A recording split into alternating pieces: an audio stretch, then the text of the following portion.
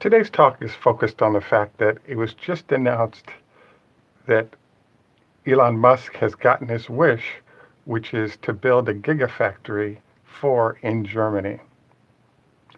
We also do our usual sort of stock update, and we also take some time to review some health tips, etc. This is Greg for Teslafaninsight. Thanks once again for joining us. If this is your first time on our channel, welcome. If you're a repeat visitor, welcome back. Also wanted to note, we want to thank our Patreon supporters as well as our subscribers. If you do enjoy the show, please at least give us a like. A subscribe would be greatly appreciated. So today's show is kind of unusual. We usually try to do multiple topics for sure on a show, but in light of the new Gigafactory announced by Elon Musk in Germany, we thought we'd go ahead and sort of concentrate our focus today on kind of what's going on here with that new Gigafactory. So before we get to our basic analysis, we wanted to review the general details that were presented yesterday. Elon Musk, during a trip in Germany, announced that they would actually be building a new Giga 4 to be completed sometime in 2021 in an area that's very close to Berlin.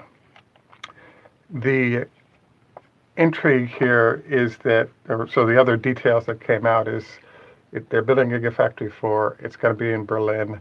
The plan is also to have a battery factory next to that plant when built. The other detail, or those are the details that were provided, and there's plenty that we could go into analysis. So I want to give a shout out to one of our viewers. We actually did a show which was focused on the fact that we thought that this was the building of the China factory, and the fact that China plans on building several more suggested to us that there wouldn't be a plant built in Germany because of the cost advantages that are enjoyed by the Chinese that you don't get in Germany. So we wanted to kind of review sort of a bunch of details related to this plant that we thought are worth noting. So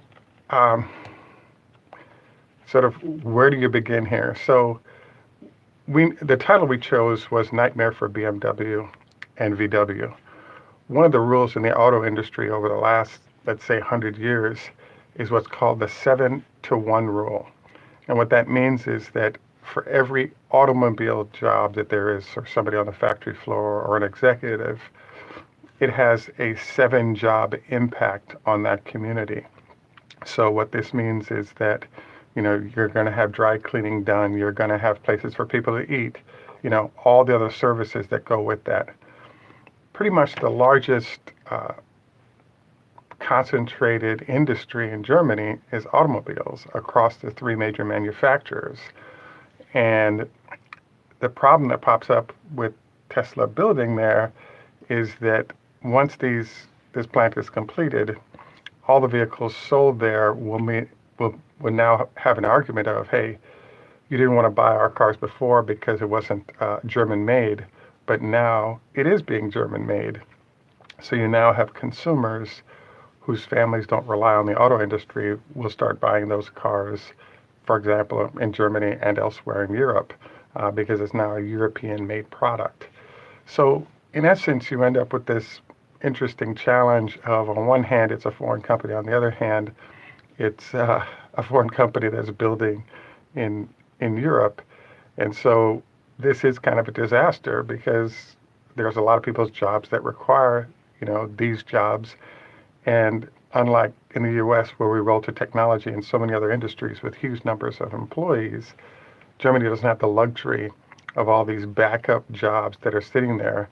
In fact, a statistic that was shared with me by one of my mentors was that as of, let's say, 4 years ago, there'd only be one company that has successfully gone public that was a global player, other than the auto companies that were there in the last 30 years, and that company was SAP.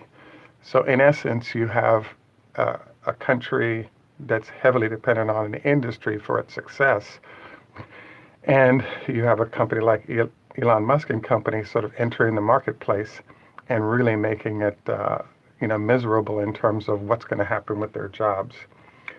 So I want to take some time to look at a few different aspects of how this build is going to occur. And the goal of these lenses on it is to articulate the point that this is more about a battle, I want to say, between Daimler-Benz and Tesla, or Elon Musk and some of the really smart people in Germany. The first item I wanted to note is that Tesla has a large concentration, or 1,000 people. They're working for a former company called Grohmann Engineering. They're in a place called Prüm, which is on right next to Liechtenstein if you look at the map. So our estimate is that when Tesla did choose to build in Germany, they would actually elect to build really close to their current 1,000 employees, because then you just add another 5,000 employees and you have sort of cross-pollination of workers being able to go through between the two locations. Did he do this? Absolutely not. He put it in Berlin, which is in the middle of the country, and from the quick glance that I did, we're talking 7 hours or 600, call it 600 miles between the two places. So that was kind of interesting, suggesting that, hey, this is not just about economics. The second economic note to make about the location chosen in Berlin is the fact that Berlin is in the middle of the country and is served, when it comes to factories and so forth, primarily by rail. Now, one of the principles of economics is that there's something called landlocked countries. So the poorest countries in the world tend to be landlocked, meaning that they don't actually have access to a port. And the reason that's important is the cheapest way to move goods is on the water. So in the case of Shanghai, if you look at the map, you'll notice that there's a lot of water right there. So when it comes to shipping raw materials in and then executing your build, and even finished goods in terms of cars moving around China, in theory, it could actually ride on water if you didn't put it on rail, which is the cheapest way to go. So Shanghai really fit the bill. The second location for Tesla to think about is in the Netherlands. The assembly plant that Tesla has there, again, is right next to the water.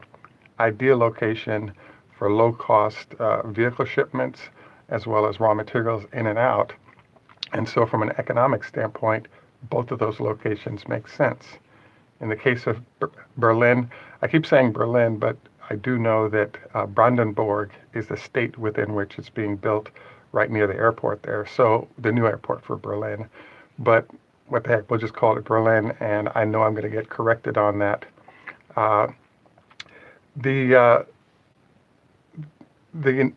So my point being here that if you had located near current employees, that would make sense.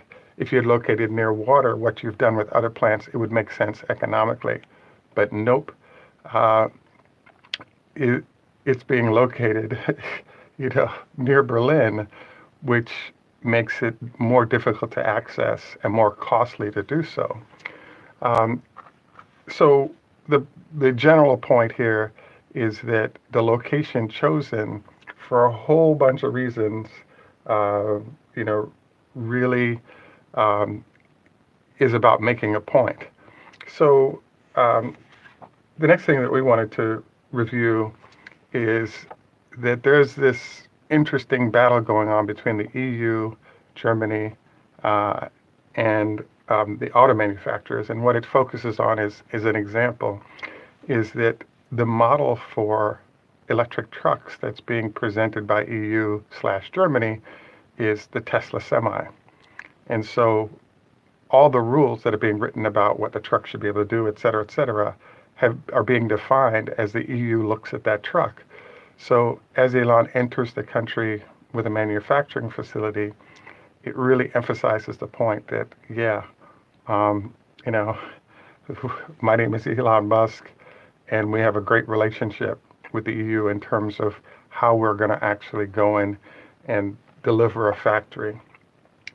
So just a quick note on the other side here. Let's take a look at why is this a nightmare for people further, why this is a nightmare for folks like VW and BMW, et cetera. Well, it turns out that one of the challenges that's going on is that all of the European makes have chosen to expand their manufacturing around the world. The biggest issue being the cost of labor. So the only place within Tesla that has unions is the folks at the Grumman engineering plant.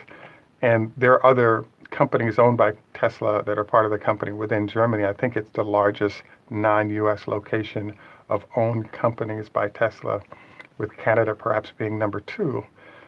So what this brings up is the fact that you have an interesting situation where, what this whole thing, and based on all that I just described to you, reminds me of is a friend of mine worked for a company called McKinsey and Company, and he was working on a consulting project in which the CEO was about to retire, and then there was a new paper mill, I believe, that was being built, and the CEO hired McKinsey to help them with that plant, and that work was assigned to a friend of mine. And when he went in, he said, I looked at all the numbers for the whole company and determined that they actually don't need this plant because of how they could allocate production elsewhere.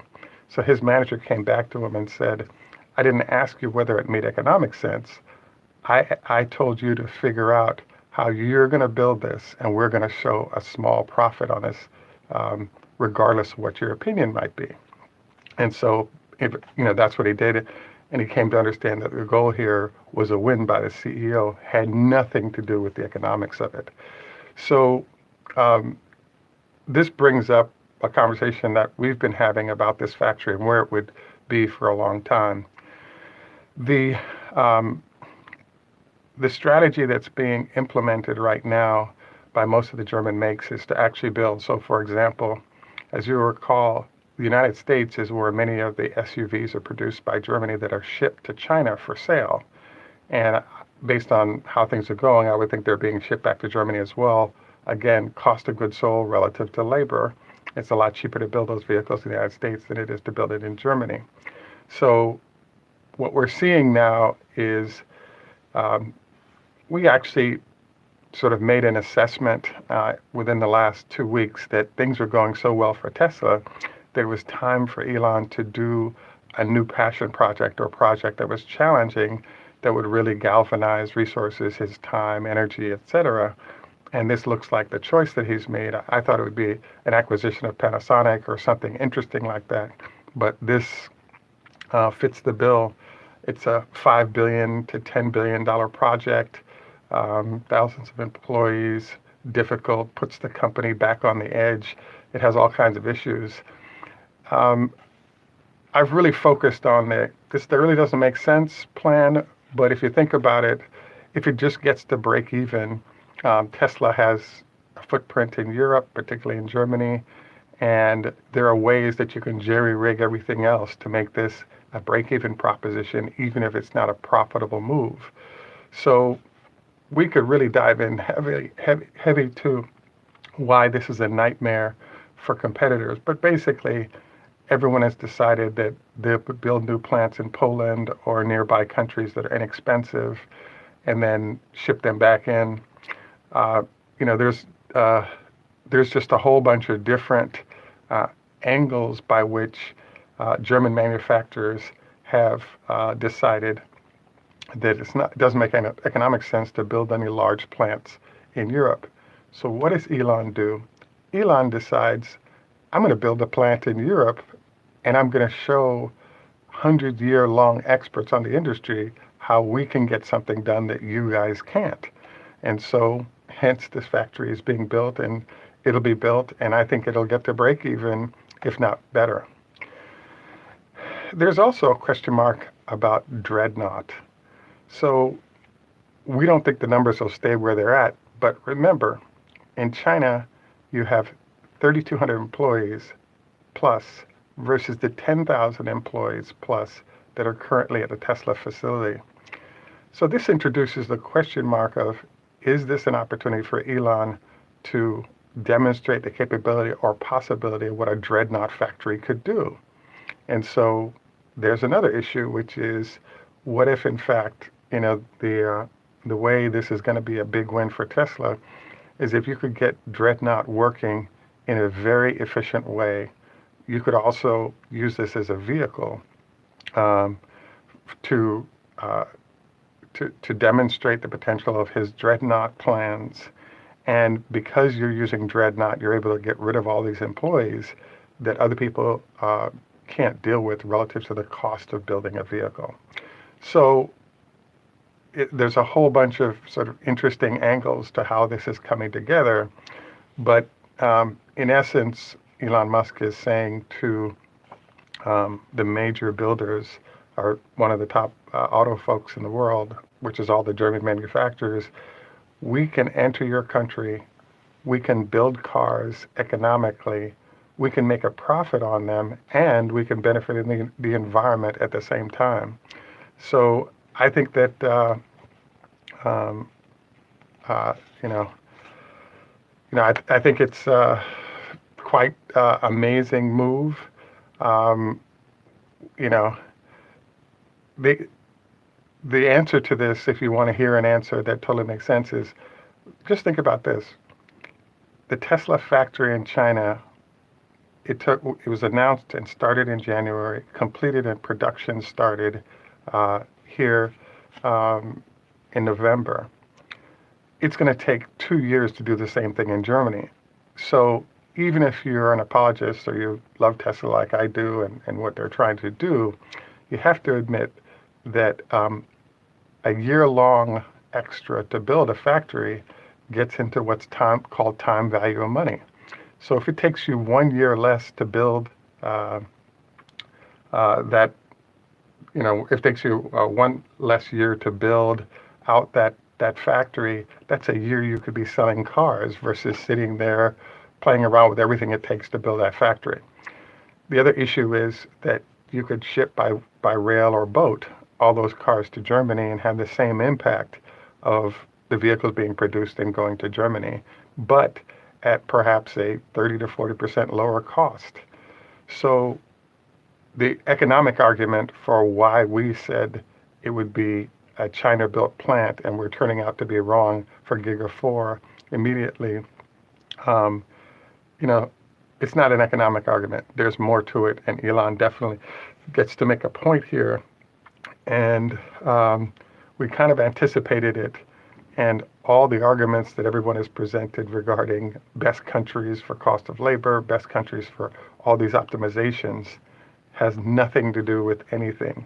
So, the other note here to make is that there's an open question. Well, what if it takes a year longer or so forth than anticipated, and how does that affect Tesla? And the answer is, hey, they've already got the other two plants working. If they need those vehicles, they could just increase production elsewhere. But it gives them another option for how and where to produce. So our overall thesis here is that the overall thesis here is that it's going to get done, number one. Number two, it's at least going to be a break-even proposition, but there actually could be some miracles, for example, severe drops in battery costs, et cetera, that could even make this whole thing work even better. But, we'll see how this works out. I think it further puts an emphasis on, the big three of Germany to figure out the whole electric world, because they really need to get solutions on the road that are Tesla competitive so that they can move into the space and actually have an economic or vehicle response to what Elon and Tesla is doing. So, so we actually look forward to comments. We've seen a few come by. We're at the point in the show where we usually take questions or respond to them. Just wanted to say hello to all of our friends. Cindy, I see folks from Australia, from around the world, Albert in Virginia. Greetings, one and all. So we're kind of blown away, fascinated by this. Now, a piece of news that we didn't know that just came across is that China production has been approved. And so congrats to Tesla on this. And thanks for the update. Shell strike regarding that, I hadn't seen that hit the wire yet, but that is good news. And as we could see, I kept having this like weird question where there are 3 cars that the press is allowed to ride in, but we're seeing all these cars that are lined up to be produced at the factory. So it's I think this is a big day because there's this somewhere, well, one, it's great that production has been allowed. Number 2, the next question is it the 3,000 a week or 3,000 a month? We don't know what the real number is going to be. I think 3,000 a week was this discussion. You know, the number is somewhere between 3,000 and 10,000. And I think the game now begins having our hedge funds friends with people in drones watching how many cars come out of that factory so that we can add that on to earnings. This is very big news, very big day for Tesla to have permission to build being given. And now we can get rolling towards, pushing out a lot of cars at great cost against price. And speaking of price and cost, one of the things that we didn't quite get is the fact that Elon, there's a data point that's lurking that we're going to find out over the next 6 or 8 weeks, and that is that Elon indicated that all of his cost of inputs are half of what they are in the United States in China. Despite this, there's a $50,000 price tag on the cheapest Model 3 version that's being built. One argument is it actually includes autopilot and you don't have a choice of removing it. But still, that's kind of weird how the price of the China vehicle is at $50K. The price of the cheapest vehicle in the United States is at $35, and even if you added, $5,000 for autopilot, it's still $40,000 in the U.S., $50,000 in China. What it does is it clearly says that they feel like they can get that number of people to purchase the car, which is good. The incentives actually chop the price of the vehicle back down to about $40K for most Chinese. So the numbers work out for the Chinese citizens. But the other issue is, what if Tesla actually did have that, 50% less on cost side and was able to use all those profits to do, as was just stated in our video, it pays for the Berlin factory. It's also interesting because there's this open question that is lurking, and that is that Tesla is really doing great right now, partially because of the amount of cash on the balance sheet, which has come partially because of better margins. So the Chinese lack of funds to go into that factory has really helped a great deal. There's an open question as to, in China, Tesla put down $500 million for the land, and now they have a $5 billion plant that's going to be bananas in terms of 400,000 vehicles being produced there a year as they get to full production. In the case of Germany, how is this going to work? Because Germany likes jobs, but as they build out that German factory, the way they have to handle money is a little bit different than how the Chinese handle it in terms of trying to get jobs, et cetera. So it'll be interesting to see if they're able to, if you will, do creative financing in Germany just like they've done in China. But we'll find out what the answer is to this. But in essence, one of the issues with the China plant even being built at the beginning of the year was the fact that there are certain covenants regarding Tesla's bonds, et cetera, where they were limited on how much cash they could spend because they had to maintain a certain degree of liquidity, and they were low on cash at that point. Right now, their cash situation is better, so in theory, they could put up more money related to the new plant, but the company isn't completely out of the woods yet, and so all the proceeds that might come from production that's going on in China profitably could definitely be a fuel for how the German plant will get done. The one tingle that's going in the brain regarding that plant, though, is it's one thing to announce something, another thing to start to build it, and then we'll see if the powerful entities of German companies are able to slow down this factory to be built over a 3 or 4 year period through creative techniques or other methods that people can use to actually slow delivery of this plant to market and the impact it's going to have once it's finished. So, and then the other thing to note is that Tesla has announced a lot of products and services, and in most cases, everything has happened later than expected. So that might be a variable here as well. Um, hmm, Interesting. We just got a comment regarding a World Cup win comment. Oh, regarding, oh, that's what it was. So we just had someone say hello from South Africa. They just won the Rugby World Cup over England. And we just had a comment swing through regarding congratulations on the win from a New Zealand resident who's watching our show. Hey, congrats to South Africa as well. I agree. So I will have to admit that I was hoping we wouldn't have to make this show because we're hoping that from an economic standpoint, we would hear that Tesla has started to build a second factory in China that would service both China's market as well as markets around the world because it's the lowest cost solution. But now that we're on and rolling in Germany, we look forward to how this is all going to work, and we hope it's successful. I really don't see any way that it's not at least at break even, which would mean basically that Tesla's able to establish a European beachhead, have more sales, and have the cash flow that comes from that, even if it's not profitable. So it's not a drag on the company to have vehicles produced there. Is sort of our overall sort of suggestion in the situation. So we're at the point where we usually end the show. If you have any questions as we close out on some other issues, I'd be happy to respond to them.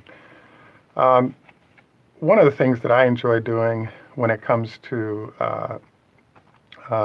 shows is that I've met with maybe 100 doctors over the last year, and all those doctors have given different suggestions on good health tips that one should do. We always go over our number one tip, which is to make sure you do 25 leg lifts a day. This strengthens around the knee muscles and allows you to not have to have issues in terms of operations, etc. The second one is that was sort of rank ordered on our list is what we talk about every show, which is remember, don't go to bed within 4 hours of eating, preferably minimum 2 hours to allow the food to digest so you don't get acid reflux issues. And there's cancers actually that rule out of that as well. There are other recommendations that have been made by different doctors that sort of fall lower on the list that we thought were useful. There's something called the 5-2 diet. So about 70% of the doctors we interviewed are also on some kind of fasting diet. And, one suggested, pick a 12-hour band of eating and don't eat on the other 12 hours. The 5-2 diet suggests 5 days of regular eating, 2 days of fasting each week. But we wanted to throw it out there as something to think about from a health standpoint that might be useful. As you're aging, another suggestion that was made is consider playing a musical instrument or consider going dancing once or twice a month. Evidently, motor functions and all the other aspects of how this affects your brain actually slows down the signs of aging. So we wanted to note that as well. At Stanford Doc, who I had a chance to sit in our lecture on, suggested also that it also suggested that fish oil omega-3s is probably a good idea with a half-hour walk every day. We just got a question across regarding Tesla entering the Caribbean. Excellent question. The answer to that, as you can see, is that there's a laser focus on building out, the major countries. The thing that is interesting to me about what Tesla is choosing to do is you'll notice that Tesla has, in general, tried to avoid smaller markets. So one example is there's one of our viewers that talked about in Japan. There's demand there, but cars are only used on weekends, and the public transport infrastructure is so good that people tend to go that route, as well as the commutes not being very long.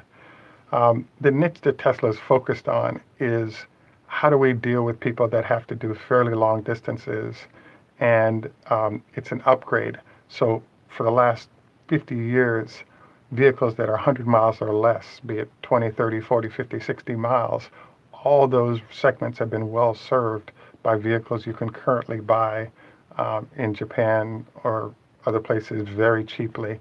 You could even argue that a forklift is an example of an electric vehicle, or even a golf cart. And so one of the problems I see with the Caribbean countries is you have short distances, and so that's not ideal for long distance vehicles. So in theory, what you really need is the high performance edge that Tesla provides. But I really don't think. I mean, there are certain countries that are big enough to make Tesla worthwhile in terms of ranges in the Caribbean. But I think one of the reasons why it's not emphasized is that you have relatively short distances that people are going, and small numbers of people. So Tesla doesn't get economies of scale by working with those countries. So you're more likely to see those vehicles being imported by interested parties, and then you have, that's probably how it's going to show up there. So to finish my thoughts off on the whole health piece is we try to introduce different aspects of what we're being educated on. The final one that I wanted to mention today is that we had a kidney doctor who said to us, no more than once a week for fried foods. What he indicated was one of the problems is your body basically sees the fried food and says, oh, we don't know what that is. Why don't we store that next to your organs and just go on from there? And so I wanted to note this to you because I like fried foods. In essence, it's a evolution thing where fried foods wasn't one of the things that our body learned how to process. So it's actually a gateway to type 2 diabetes, particularly when eaten heavily. So I wanted to encourage you to note that one as well. So that sort of goes through perhaps our top 5 on the list that we've had thus far. And based on interest, we can include some of the other, items that we found to be out there that one might consider as well. At any rate, I want to thank all of you for joining us for our Germany Giga 4 edition. As we shared, this is a big-time nightmare for the domestic producers. Graham Clark just asked a question regarding how long it is before we go to full autonomous. Thanks for saying hello from Singapore, Siam. That's an interesting question. What my argument is that right now, the problem we're having with autonomous is that, we don't have a fixed system, meaning that, for example, there are benefits to LiDAR and there are benefits to radar. Elon doesn't like LiDAR. He's focused on radar and sonar and things, that go in that fashion. The cost of this is about $8,000 per car. In the case of LiDAR, it's about $8,000 per vehicle. If you put both of them together, it adds $20,000 to the vehicle to get the benefits of both items relative to hitting people and so forth. So I think fully autonomous will happen. I actually think what's going to happen is 5G is going to allow people to put all kinds of sensors that give vehicles a very strict zone that they can operate in, so all vehicles will have access to that. So I believe that's when it's going to be unleashed on the world without any issues, because there are all kinds of problems that can pop up, like you realize if you get dust or snow or dirt on the front of key sensors, a lot of people die in the process. Interesting. Noob just pointed out a difference between Siri and others. I can't say I know a huge amount about Siri because I don't use it, but interesting. True. Graham was pointing out that 5G is only good if all the vehicles are connected. Yeah, that kind of makes sense. Like I said, folks are going to have to come up with a plan that doesn't kill people. if the computers make a mistake. And once that can be completely guaranteed, that's when I think autonomous will be everywhere. Um, mhm. I'm from, we just had a comment that Cuba and Jamaica are large countries and with large ranges. Um, I think that's an excellent point. The problem that Cuba and Jamaica have is Jamaica has 2 million people, right?